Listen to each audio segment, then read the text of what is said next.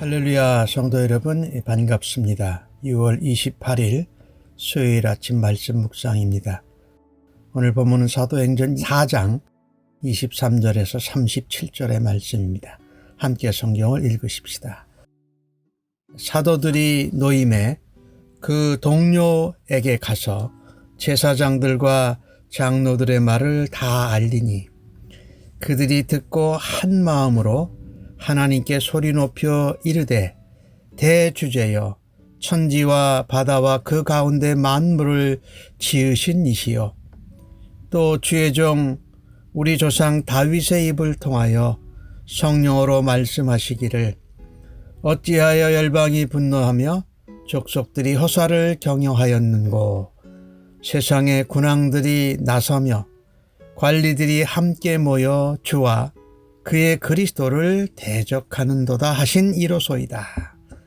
과연 헤롯과 본디오 빌라도에는 이방인과 이스라엘 백성과 합세하여 하나님께서 기름 부으신 거룩한 종 예수를 거슬러 하나님의 권능과 뜻대로 이루려고 예정하신 그것을 행하려고 이 성에 모였나이다. 주여 이제도 그들의 위협함을 굽어보시옵고 또 종들로 하여금 담대히 하나님의 말씀을 전하게 하여 주시오며 손을 내밀어 병을 낫게 하시옵고 표적과 기사가 거룩한 종 예수의 이름으로 이루어지게 하옵소서 하더라. 빌기를 다하매 모인 곳이 진동하더니 무리가 다 성령에 충만하여 담대히 하나님의 말씀을 전하니라.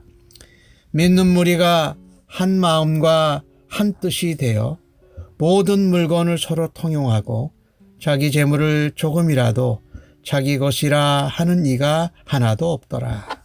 사도들이 큰 권능으로 주 예수의 부활을 증언하니 무리가 큰 은혜를 받아 그 중에 가난한 사람이 없으니 이는 밭과 집 있는 자는 팔아서 그 판 것의 값을 가져다가 사도들의 발 앞에 두매 그들이 각 사람의 필요를 따라 나누어 줌이라.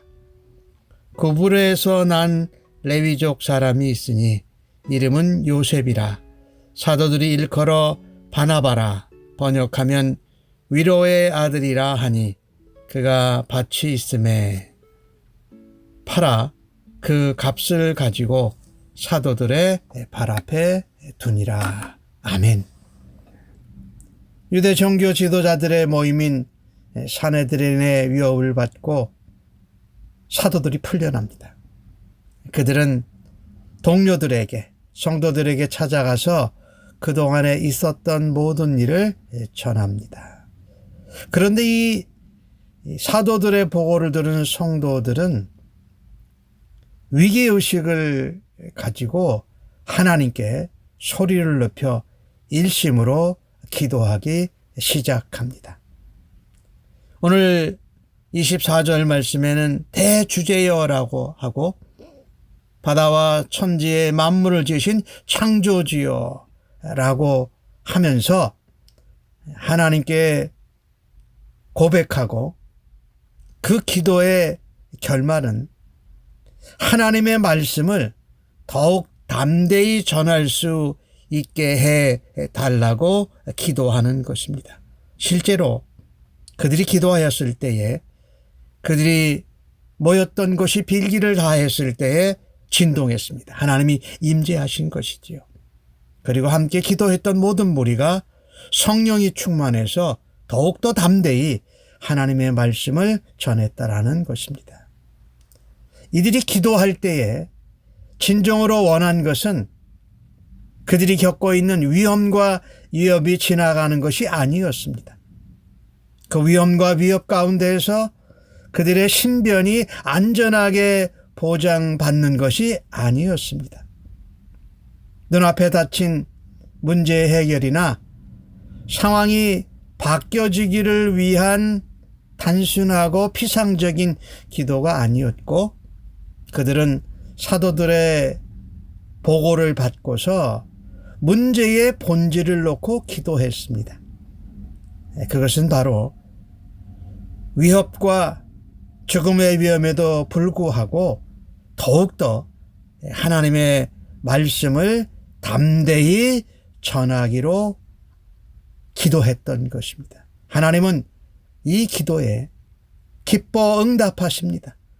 그래서 오늘 모인 곳이 진동해서 하나님이 임하시고 그들이 성령의 충만함을 받아서 하나님의 말씀을 더욱더 담대히 전했다라는 것입니다. 복음 증거를 하기 위해서 우리가 겪고 있는 위험이나 위협의 상황을 극복하겠다고 기도하는 것이 아니라 그 가운데에도 멈추지 않고 더욱더 담대히 복음을 증거하겠다고 하는 것입니다. 우리는 기도하는 하나님의 자녀들입니다. 눈앞에 직면한 환경이나 상황, 위기를 피하기 위해서가 아니라 복음으로 담대히 복음을 하나님 나라를 증거해서 하나님의 나라가 확장되어지고 온전하게 예수 그리스도께서 이루신 부활의 승리를 얻기 위해서 기도할 수 있기를 간절히 바랍니다. 기도는 위기를 넘어가기 위해서만 기도하는 것이 아니라 그 문제의 본질, 하나님 나라를 전하고 복음을 증거하는 일을 위해서 위험도 위협도 하나님이 굽어보시고 담대히 우리로 말씀을 더 전하게 하여 주옵소서. 손을 내밀어 기도할 때 병을 낫게 하시고 그것으로 예수의 이름이 나타나게 하여 주옵소서라고 기도할 수 있는 우리 모두가 되어지기를 간절히 바랍니다. 특별히 오늘 성도들은 시편 2편에 나오는 다윗의 찬송을 인용해서 하나님께 기도합니다. 열방이 분노하고 족속들이 허사를 경영하고 세상의 군왕들이 관리들과 함께 하나님과 그의 그리스도를 대적하도다라고 한 노래입니다. 과연 그 시편의 2편에 나오는 말씀대로 헤롯과 본디오 빌라도에는 이방인과 이스라엘 백성들과 합세하여서 하나님의 기름 부으신 거룩한 종 예수를 거슬러서 일합니다. 그러나 그들이 하나님을 거슬러 예수님을 대적해서 일했지만 결국은 하나님이 예정하신 대로 하나님의 권능과 뜻대로 이루어졌다라고 말합니다. 헤롯 본디오 빌라도가 예수님을 대적했지만 역설적으로 그들이 한 거슬러한 행동을 통해서도 하나님은 하나님 계획을 성취시키는 것이었다라는 것이지요. 하나님을 대적하고 대항해서 승리하는 사람은 없습니다. 역사는 반드시 하나님의 예정하신 뜻대로 이루어집니다. 그것을 믿기에 사도들과 성도들은 그 하나님을 의지하고 하나님께 담대하게 그리고 간절히 기도했던 것입니다. 하나님은 담대하게 하나님의 말씀을 전하는 사람들, 더욱이 어려움과 위협과 위험 가운데에서 찬송과 기도와 찬송으로 나아가는 사람에게 성령의 충만한 성령을 덧입혀 주시는 줄로 믿습니다. 하나님은 대적들의 모든 악한 계획을 멸하십니다. 오히려 그들의 악한 행위를 통해서 하나님의 뜻과 하나님의 목적을 이루시는 분이십니다. 그 하나님을 온전히 신뢰하면서 담대하게 기도하고 대적의 위협 가운데에도 담대히 복음을 전해서 주님께 영광을 돌리는 삶을 살아드릴 수 있기를 간절히 바랍니다. 그들이 한 마음과 한 뜻으로 드린 기도는 즉각적으로 응답되어졌습니다. 그 기도의 응답은 성령 충만이 교회적으로 나타났다라는 것입니다. 오늘 주신 말씀에 그 성령 충만의 결과로 나타나는 것은 오늘 32절에 보면 믿는 무리가 한 마음과 한 뜻이 되었다라는 것입니다. 그래서 서로 물건을 통용하고 서로 없는 자들에게 자기의 재산을 팔아서 필요한 자에게 나누어 준 모습입니다. 이것은 사랑이 없이는 할 수 없는 일이지요. 세상에서는 불가능한 일인데 하나님의 사랑 안에서 그리스도의 은혜를 힘입어서 성도들에게는 교회에서는 가능한 일이라는 것이지요. 둘째는 사도들이 큰 권능을 받아서 예수 그리스도를 증거하고 부활을 더욱더 선포하기 시작합니다. 이것을 통해서 온 공동체가 모두가 은혜를 받습니다. 그리고 자기 것을 팔아서 사도들의 발 앞에 둔 것입니다. 그 중에 한 사람이 레위인인 요셉, 바나바라고 하는 사람이었고 오늘 온 교회에 그와 같은 본이 되고 영향을 끼치게 된 것입니다. 바꿔 말씀드린다면 성령 충만의 결과는 복음을 하나님 나라를 담대히 증거하는 것뿐만 아니라 교회 내에 있는 공동체 내에 있는 다른 연약한 지체들에 대해서 관심을 가지고 희생하면서 서로 돌아다보는 공동체의 사랑으로 나타났다라는 것입니다. 예, 여러분 성령 충만하면 담대히 복음을 증거하고 복음 증거를 위해서 담대하게 간절하게 기도할 때에 응답하심을 우리는 믿습니다. 그런데 성령 충만은 단순히 가슴이 뜨거워지거나 눈물을 흘리거나 가슴이 뭉클한 감동으로 끝나는 것이 아닙니다. 그것은 복음을 듣지 못한 이웃을 사랑해서 복음을 전하는 것이고 복음 안에 함께 있는 교회의 다른 지체들을 위해서 담대하게 헌신하고 희생하고 사랑하는 구체적인 모습으로 나타나야 한다는 것입니다. 여러분, 우리는 성령 충만하고 있습니까?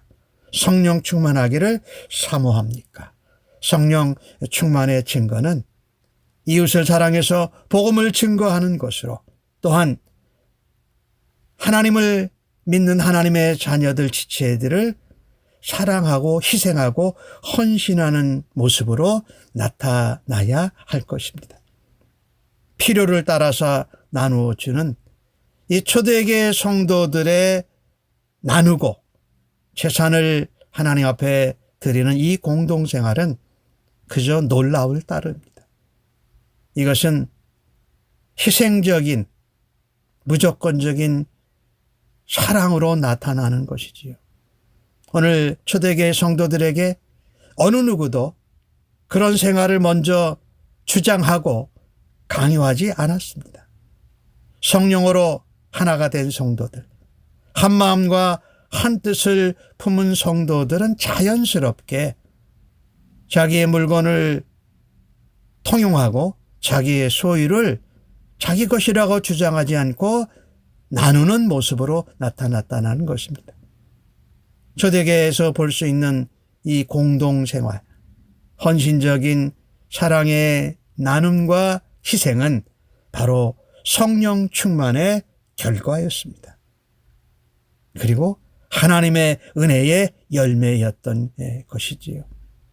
그들은 하나님의 뜻 가운데 모였습니다. 그리고 또 성령의 역사로 복음 증거를 위해서 흩어졌고 하나님의 뜻 가운데 한 마음으로 한 뜻으로 사랑하고 희생하고 헌신했다.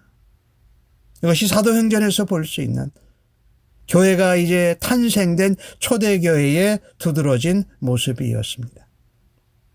성령의 충만한 역사, 하나님의 은혜, 사랑의 넘침은 담대하게 복음을 전하는 모습으로 나타납니다.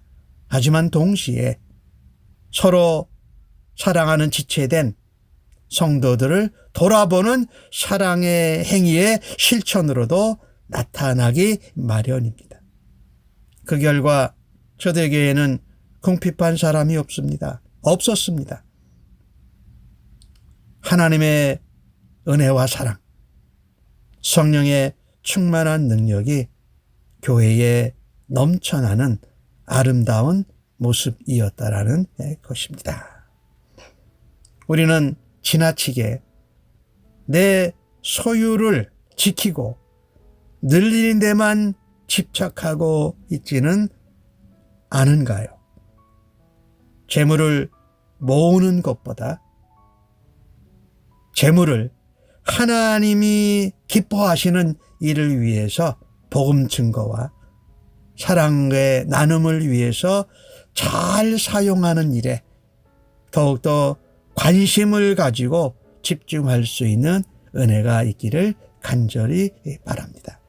담대한 기도로 필요에 따라 나누고 통용하는 삶으로 사랑으로만 가능한 이 일을 통해서 주님께 영광을 돌리는 삶을 아버지 앞에 살아드릴 수 있기를 주님의 이름으로 간절히 축복합니다.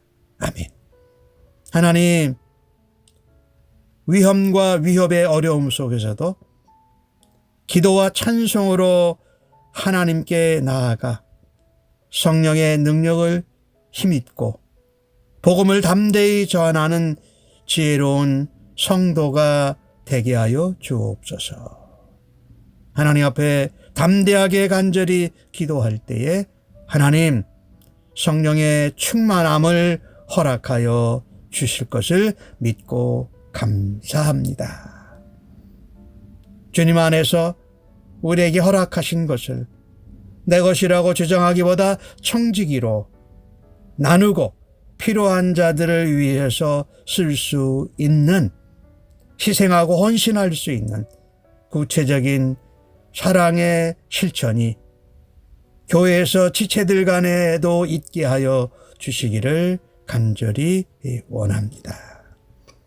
지체들보다 물질을 더 사랑하는 어리석음에 빠지지 않도록 저희의 마음과 생각을 정결하게 하여 주옵소서. 주님 안에서 허락하신 것으로 나누고 통용하는 아름다운 사랑과 연합과 교제가 이루어지는 교회 되게 하여 주시옵소서. 감사하옵고 예수님의 이름으로 기도하옵나이다. 아멘.